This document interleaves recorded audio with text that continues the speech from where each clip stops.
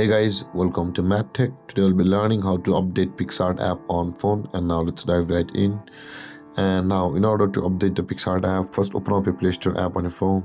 And after opening your Play Store app, guys, on this interface at the bottom right corner of the screen, you can see the search button available for us.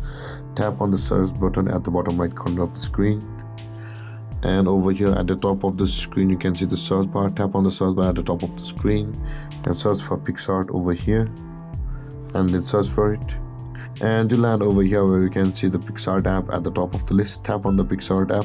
Now if your Picsart app on your phone requires an update, there would be the update button instead of the open button.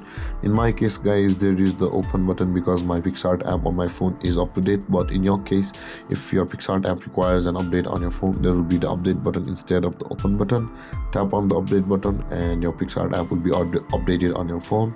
And with that being said, guys, this is how to update Picsart app on your phone. And if you have any confusions or questions regarding your topic, feel free to comment in the comment section below, and don't forget to like, subscribe and hit that bell icon for more videos. Thank you for watching, guys. Peace.